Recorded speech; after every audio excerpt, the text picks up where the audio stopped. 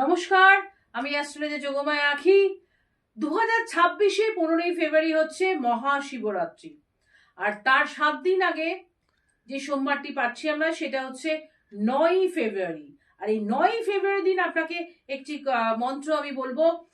সেই মন্ত্রটা, সেই বীজ মন্ত্রটা যদি আপনি পাঠ করেন, অবশ্যই এটা বাবার সাথে রিলেটেড একটি মন্ত্র আপনাকে আজকে বলে দিয়ে যাব।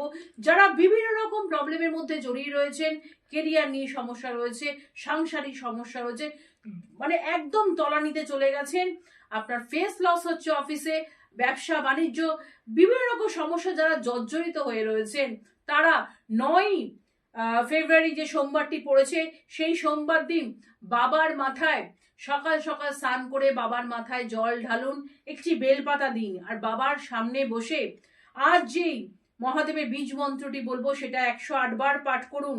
যদি 108 বার পাঠ না করতে পারেন, অন্তত 28 বার হলেও পাঠ করবেন। কেননা বললাম একটাই কারণ, যে অফিস কাচারি বেরোতে হয়, সময়ের হয়তো অভাব। তবে যার কাছে এই ভিডিওটি আসবে এবং যার কাজ যতই থাকুক না কেন, সে কিন্তু বাবার জন্য এই সময়টুকু বের করে নেবে। বাবার জন্য না, আমার মনে হয় নিজের জন্য।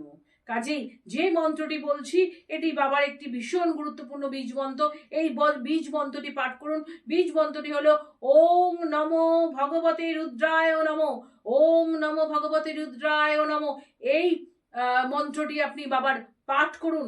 কাজেই 15ই ফেব্রুয়ারি যে শিবরাত্রি পড়েছে তার আগের যে সোমবারটা আমরা পাচ্ছি, সেই সোমবার থেকে আপ টু শিবরাত্রি পর্যন্ত, শুধু তাই না, আপনি প্রত্যেক সপ্তাহে অন্তত 2 থেকে 3 বার মন্ত্রটি পাঠ করে দেখুন, আপনার জীবন যাবে বদলে।